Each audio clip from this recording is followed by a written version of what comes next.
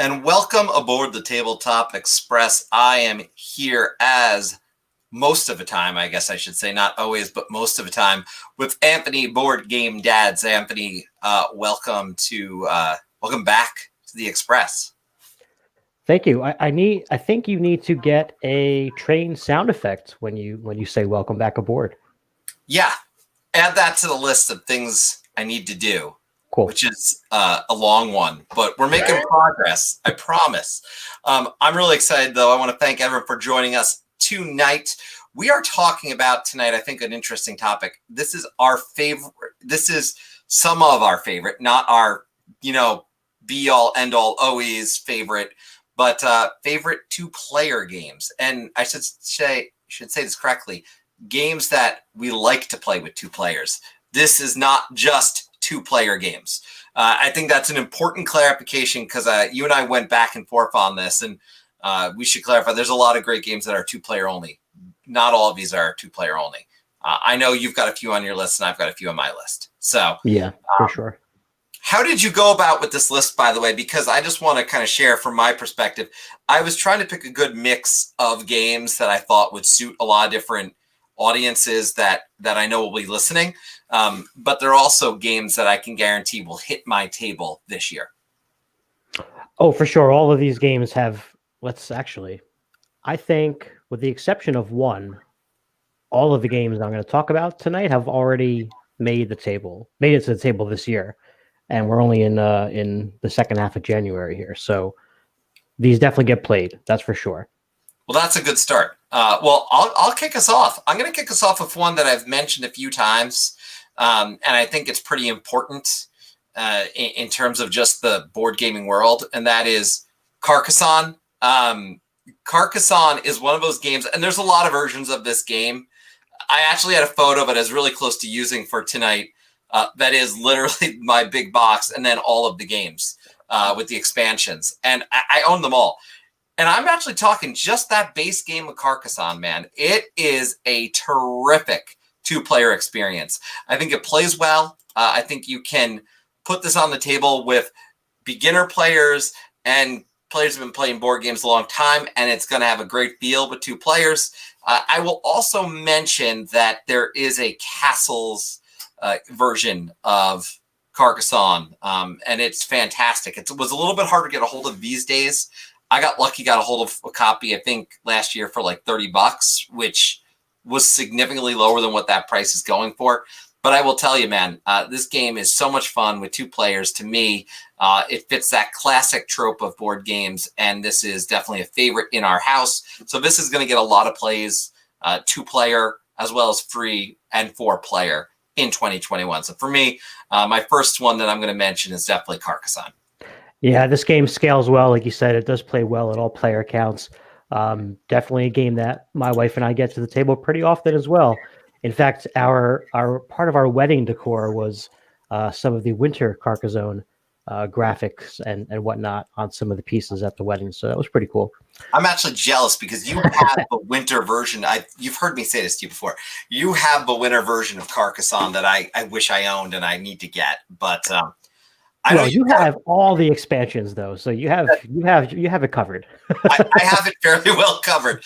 Well, you got a great choice to know for the next one, a fantastic two-player choice. So what do you got for your first choice? So this is one that we just actually played earlier this evening. This is called Patchwork. Now, this is an older game overall, but there are a couple of newer versions that I happen to own both.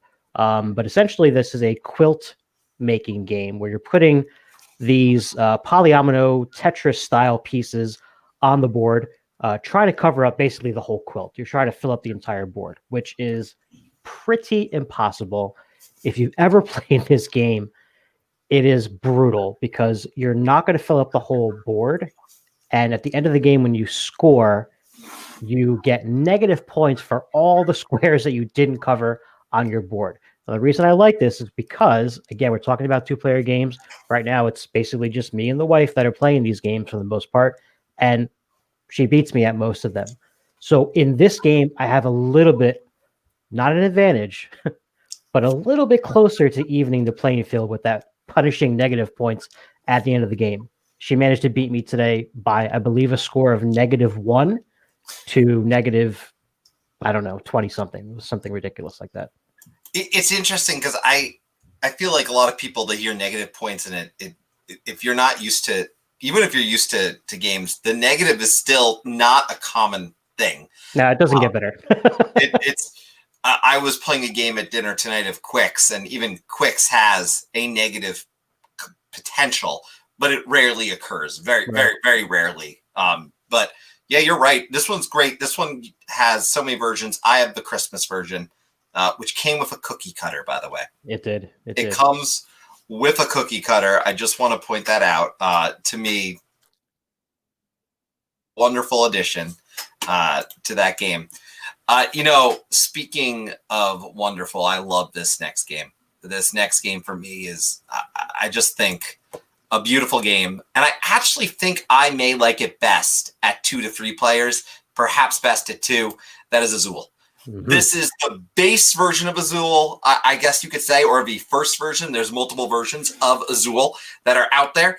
Now, for me, Azul, which you could make comparisons to Patchwork in sort of the look, in a sense, but the way the game plays is completely different, obviously. Which you are, I guess that's not fair to say. It's not completely different. It's not going around. But in the middle of the table in Azul, you've got, depending on the amount of players, these circles that have all these beautiful pieces on them, and you want to fill in your quilt of sorts here in the same way. It really is a challenging game because you're going to get points for a variety of things. That is having a complete row.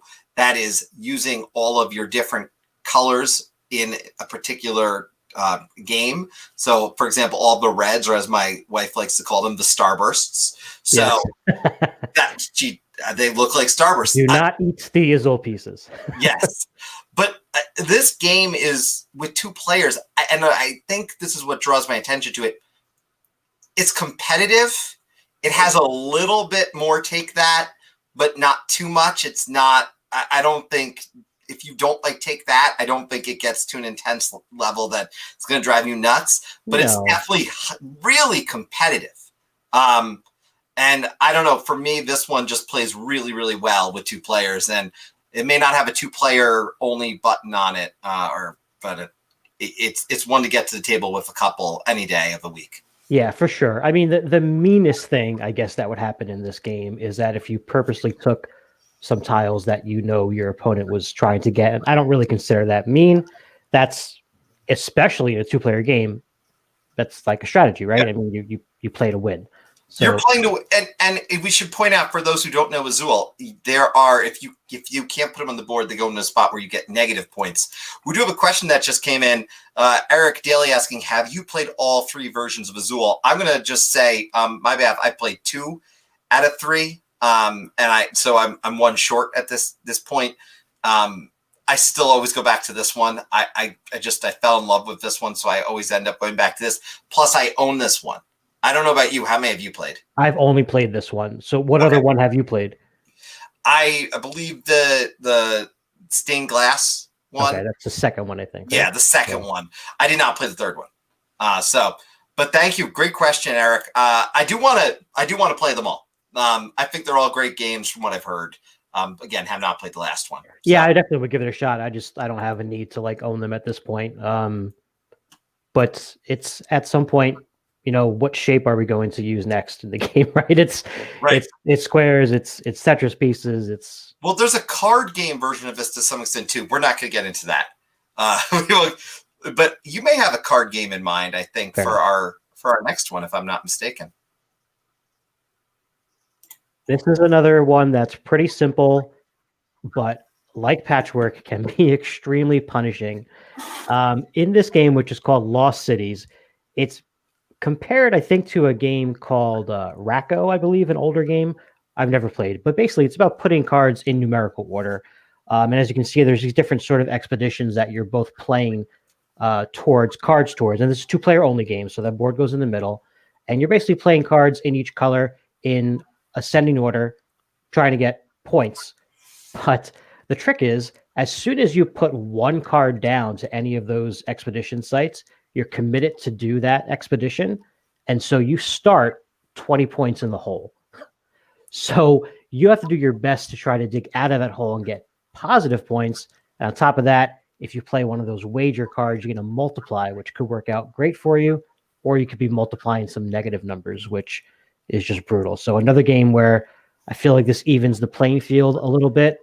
And this is a game that is really reminiscent of just playing with a deck of cards, like a real simple game like Rummy, where you just play and play and play and play, clean up. I think they suggest playing 2 out of 3 rounds in the box anyway. Super quick, but for just a card game, very stressful, very stressful. You've played this version or only the I have the board game version, which, to be fair, heavily goes off of the cards to begin with. But it's that same general idea that you have negative points. I think the difference in the board, and I would say that it is fun. I wouldn't do that one with 2 players. This one looks like it'd be good with 2 players. I wouldn't go set up that board game with.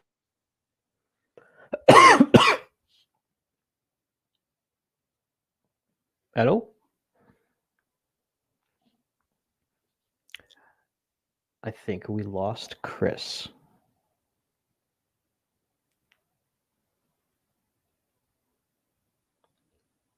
Or maybe you lost me. We don't know.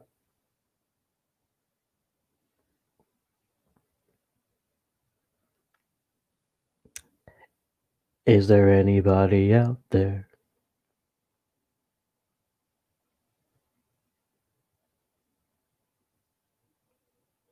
Yes, we lost Chris. So you can still hear me, I'm assuming. Magical chat people. Let's see what the old text message says here. You're still live. Oh, how about that? All right, so we'll get Chris back, hopefully at some point, but the show must go on, right? So I'm going to go ahead and skip on to my next choice, and then Chris will just kind of catch up when he gets back. I'm going to stick with the card games here. And the next game that I want to talk about today is Herbaceous. This is a real small card game about welcoming Chris back to the chat. Yeah. And then sorry about that. Back to him. That's okay. That's okay. That's right. This is the world we live in. This is the world we live in. You've moved on, haven't you? You've started talking about it. I just mentioned my next pick. I haven't said anything about it yet. That's all right. That's all right. We will thank everybody who stuck around on that one. Hey, sorry about that, folks. I will say that we haven't encountered that on any of our streams yet. So hopefully that is not a new thing that we're going to deal with. I will say, before we go into yours, let me really quick hit off on where I was going to go, which is King Domino Duel. I believe I've talked about this before in the previous broadcast as well. I think this is the only other one that I hit on a little bit outside. Right. Actually, there'll be 3 that I've talked about.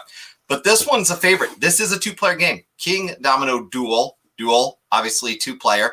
Now, with 2-player in mind here, this is a game that builds off of King Domino, which I think plays great as a game at 2-player, just to be really clear. I think King Domino, the game, 2-player, great game.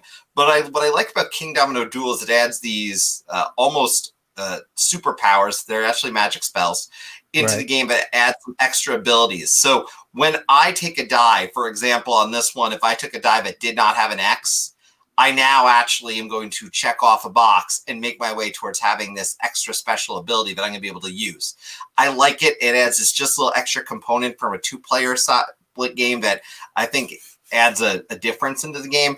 The rest of it is King Domino in the sense of, yes, you're putting symbols on a page as opposed to putting a constructed domino, so to speak, down and trying to collect essentially these villages of the same visual with as many of those X's in this case, because the X's are going to be your multiplier. But that's why it's what I like about it is you activate those spells again, though, because you're not using the multiplier. So maybe you can get that advantage you need because you've done that just enough. So there's this strategic element there. Again, there's dice. So yes, there's luck. I'm okay with the luck in this game. If you don't like luck, you're not going to like this because there is a luck component here. The only other thing that I think is important about this game that's different is if you roll the dice, if you're the first player, you only get to pick the first die. The next person picks 2. So the advantage is actually going to be going to not the person rolling, but the other person. So again, a few little different things that I like about this game, and it just makes it a fun for 2-player game, and it doesn't take long to play. This game takes arguably 15 minutes to play once you really know how to play it. So it can be a quick dinner game.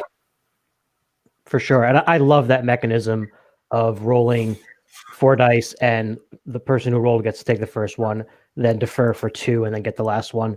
There's a few games that do that. And it just makes for an interesting 2-player game where it's not just, roll the die and I'm going to do a bunch of stuff and then you do something over there. It's meaningful. And again, can be a little strategic.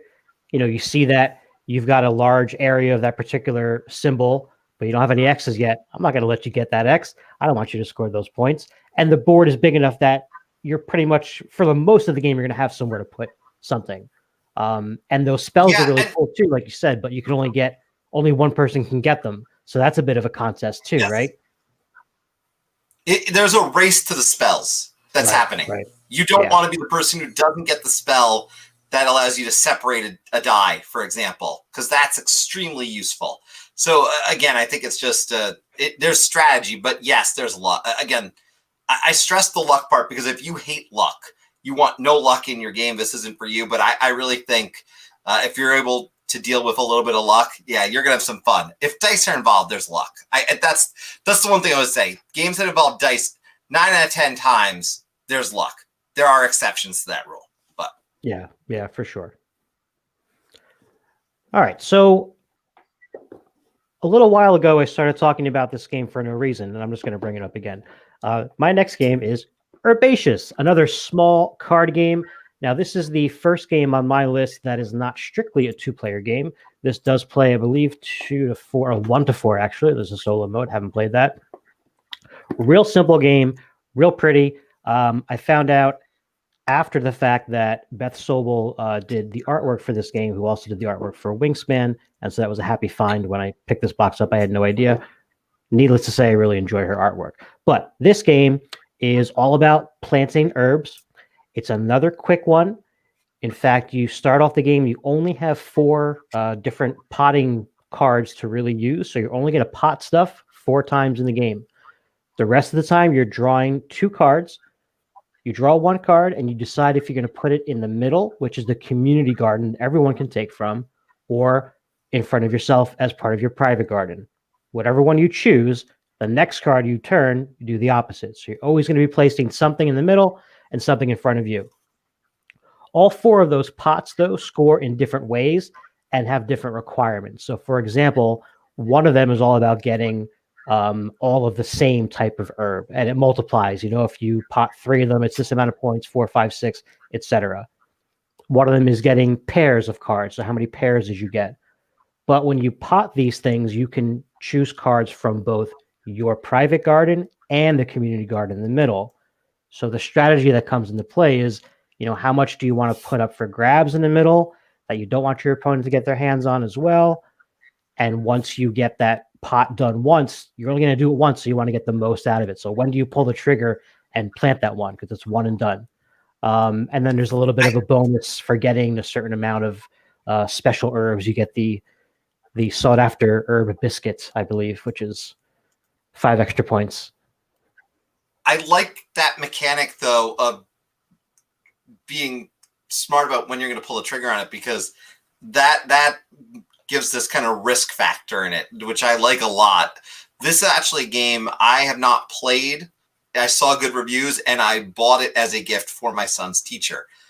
So I need to actually play this clearly, because this obviously would be right up my family's alley. We ended up getting this and Arboretum, and I have and play Arboretum, which is a great game too. I don't know if it'd be on my 2-player list, but it's definitely a great game. I do want to talk 2 players though, and keep on this conversation.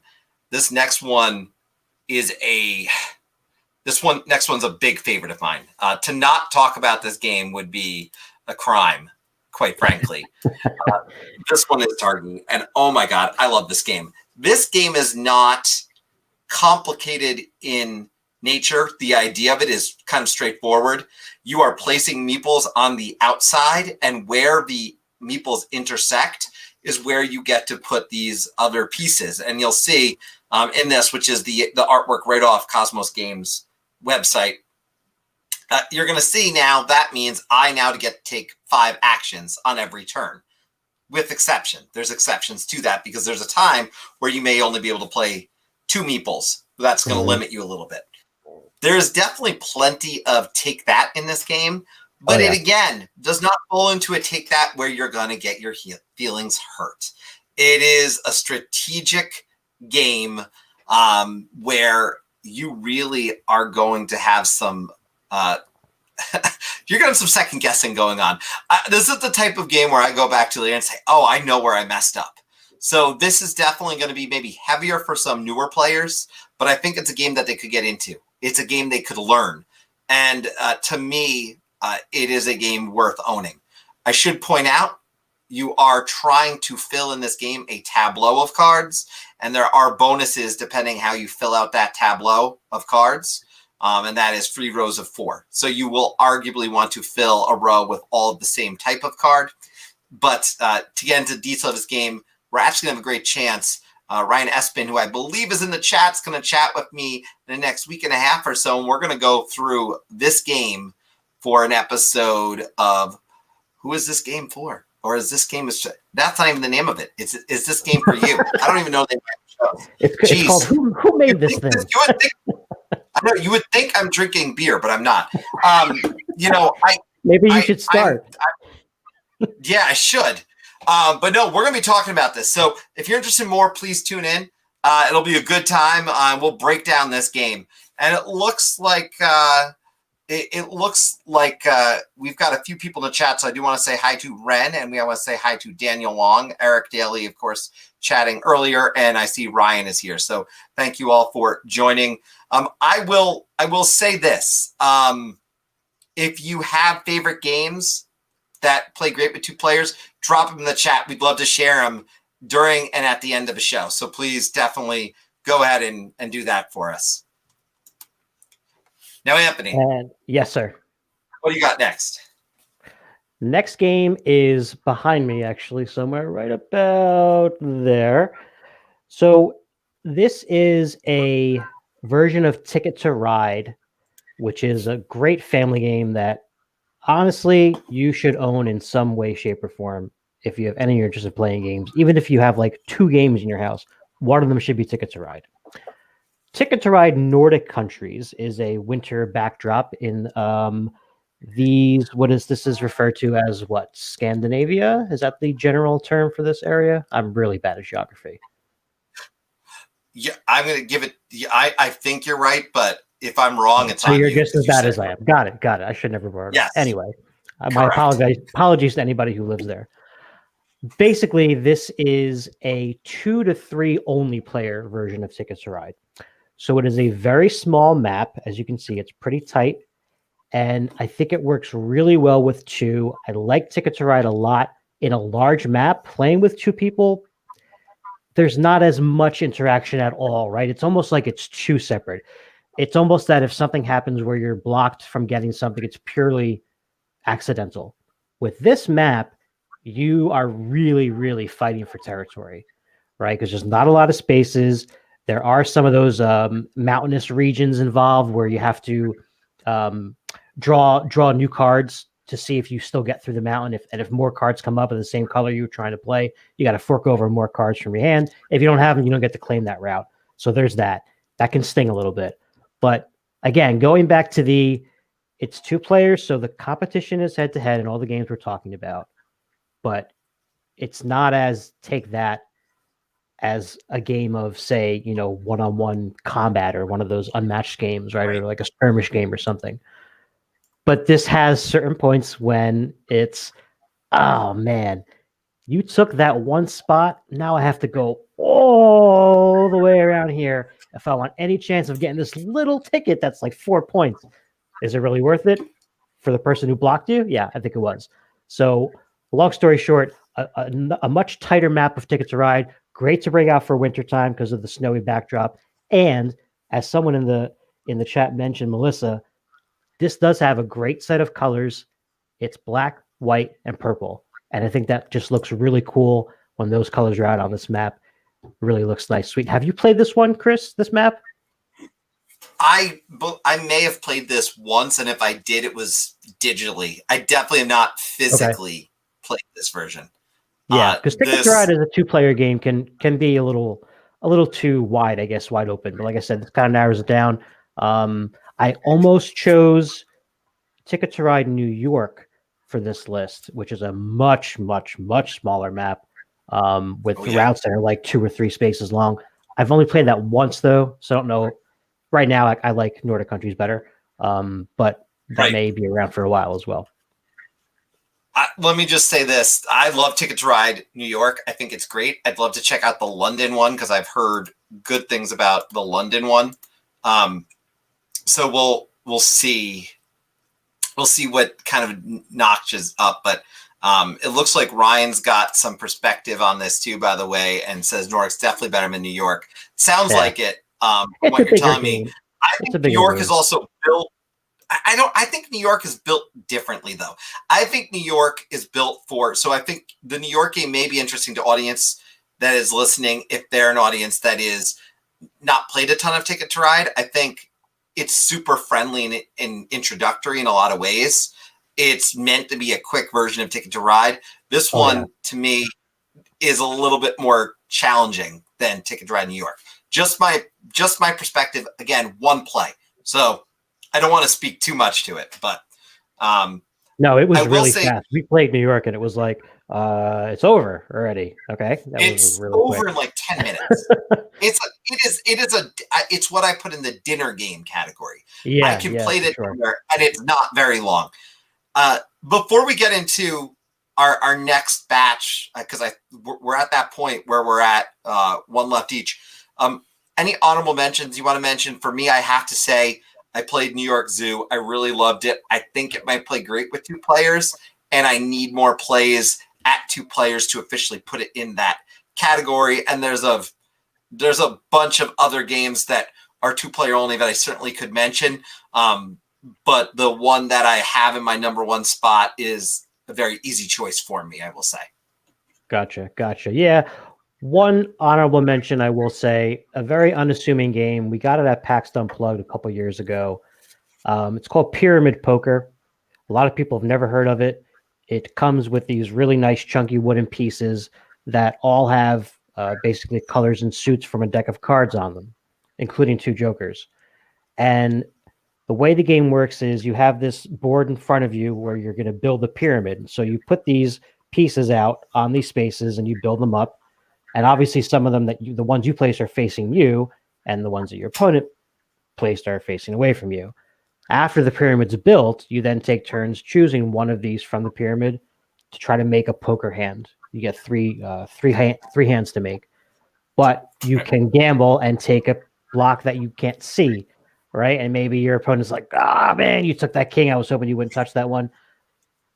It's a very unassuming game, like I said, but if you're talking about easy to teach someone, you only have to know what the hands in poker are to play this game. You don't have to be good at poker, like in terms of the betting or anything like that. So if you ever come across Pyramid Poker, nice. It's a fun one. No, that's nice to know. But you really, if you know how to play poker, you could play it. That's essentially what you're saying. Easily. And another is super fast. So, I know for my game that I put in because we each did 5 today. My 5th one and final one of the night is gonna be it's a favorite of mine. This is Onitama. I had 30 to 35 plays of this last year. This is my son and I playing a game about a week ago. Our Christmas tree is not there anymore, everybody. I promise you we took it down. But as you could see in this, my son is moving his piece, but in front of me you could see my card. And there's 5 different movements. That's it, 5 different movements. But what I love about this game is people will say, I don't want to play chess or I don't want to play checkers or whatever. It's the same type of movements, right? This game's different every time. Every single time, 5 new cards are on the table. And because I sit there, I shuffle them, and then we start playing again, and 5 different cards. We had a game, my son won, where you had no cards, none, where you could move a piece forward 1 space. Oh, It wow. changed the complete way that we played the game. So for me, Onitama as a 2-player game, and it is a 2-player game. It is. It's not anything else. But Onitama is one that goes in my must-own collection just because I can get on the table with anyone.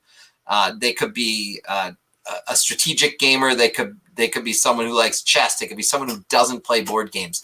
They can learn this game in 5 minutes and end up playing 5, 6, 7, 8 games with me. And I can say that because it's happened with my family. So for me, this one, Onitama, and as you could tell, my son, who is 7, can get pretty intense playing me in this game. I think we're at 14 wins to 11 wins, and I've just got a slight edge on him over since we started tracking our playing of the game. And I only know that because I looked at it like 30 minutes before we started this.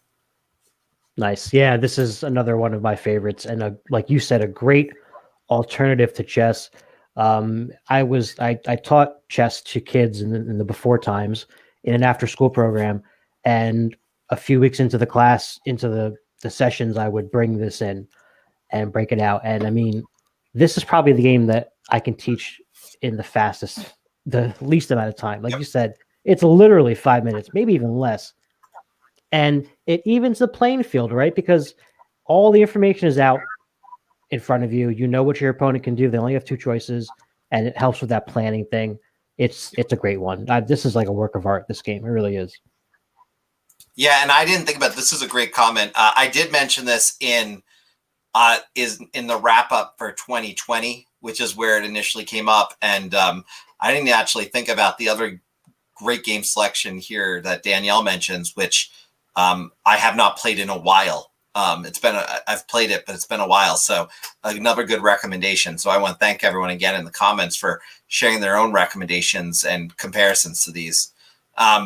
Look, you got one more. Let's bring it up. What are we talking about for your final choice of the day? Yep, I got one more, and it is one that I have talked with you about before. That's because it's one of our favorite games. This one, Fleet, the dice game. So there's a larger game called Fleet that was out before this. I've never played that game. This was a Kickstarter that I was excited about. It just looked very appealing to me. And I remember that this is the game that got played the soonest after receiving it, meaning I got the game in the mail and we played it that day. And that had not happened previously. And we've gotten so many plays of this. It does play up to 4, but 90% of the time it's been just 2 of us. I like this one a lot because Lauren and I are usually really evenly matched in this game. For a bunch of plays there in the beginning, our final scores were always off by like 1 or 2. Something has happened recently, and she's figured out a way to cheat. I'm not sure how, because the dice are right there, right? So I don't know. There's something I'm missing, but now she's beating me by like 20, 25 points each time. I think she's coloring in more fish maybe than she's supposed to. I don't know. Regardless, all that aside, I still love to play it because it has that mechanism, rolling the dice, and I get to pick the first one, and then she gets to pick one, and then we both get that last one. So you always have something to do. And I should mention, I don't think I said it, this is a roll and write game. There's 2 large pads of paper that have all different kinds of boats and all different places and buildings to go to and the wharf and whatnot. So many choices, a really thinky roll and write game, but very satisfying to play. It looks like we have a theme, by the way. This is the second comment that says that this plays well. This plays well on Zoom, and I'm sorry. I appreciate you a lot, but we do gotta showcase this. You can't cheat at Fleet, and the rhyme. Everything is perfect about that. Yeah, I gotta ask. So again, this is first. I gotta ask everyone who's been watching, if you've got some favorites, please drop them now. And we'll certainly share some of them before we go, your recommendations. I do want to also say that, again, this is not some kind of like, this is the best 5. No, that's not what we're doing. What we wanted to do was share a variety of recommendations of some of our favorite games. So certainly if you have questions, you can find us both on Twitter and Instagram. I'm CG Barrows on Instagram, Steve Arrows here on Steve Arrows on Twitter. And Anthony, I know you're over on both of those platforms. So board_game dads is which network? That underscore is Instagram. Okay. And Twitter. And then you are Board Game Dads on Twitter too, if I'm not mistaken. Mm-hmm. Yes. Yep. And hopefully YouTube, right? We get to those 100 subscribers. Anybody out there who doesn't currently subscribe to Chris's Tabletop Express or my Board Game Dads, do so right now. I command you to. No cheating. You can cheat in Fleet. You can cheat in Fleet. All you do, listen, there's so much going on in Fleet. I'm trying to remember to do this and this and this. You think I can watch and make sure that she's not coloring in extra fish? There's no way. There's no way. I don't know what to tell you there. Looks like we do have Danielle with a comment just to save you from further trouble later after this recording ends. Danielle says, Sagrada is one of my favorite 2-player games. Really good choice there. Definitely a popular one. I want to note I considered Splendor for this too. But I then realized I don't play Splendor all that much because I play Azul more, so Azul had to be on the list. Because I feel like Sagrada, Splendor, and Azul, a lot of these come up in the same conversation. Look, I want to thank everyone for tuning in. Again, this is just some of our favorite 2-player games. We'll be back. We've got some more videos in store for you. As I noted, I'm going to be getting together with Ryan Espin, and we're going to be talking a little bit about Targi. I've got another video coming up also, so you can find out if The Crew is a game for you. So that's another video that's going to be coming up. And really excited to say that Jamie Stegmeyer is going to be coming on for Creators Corner sometime towards the end of January. So that's going to be a really great conversation. Looking forward to talking to Jamie and having him on Creators Corner. So some good stuff coming this way on the channel. Anthony, anything on your end that you want to share for everyone? No, just taking a look at a couple last-minute comments here. Jaipur, excellent 2-player game. And Ren did mention any of the escape room games, no matter what the brand, right? That's a great 2-player experience because you don't have to pass the stuff around to a bunch of people to read, right? You're not like, oh, I can't see that picture because those guys are working on it. You know, it's between you two. Great date night suggestion too. Yes. Well, I want to thank everyone for joining us this evening. Like I said, Anthony and I will be back. If you have suggestions or something you'd like Anthony and I to talk about, any themes that put the most out there themes out there, we'll find a way to do it. We don't want these to be the same list you see everywhere. So I've got some creative. Send us some suggestions. Leave them in the comments after the video ends, and we'll certainly be happy to give it a shot. So with all that said, I want to thank you for joining us. And once again, welcome aboard the Tabletop Express.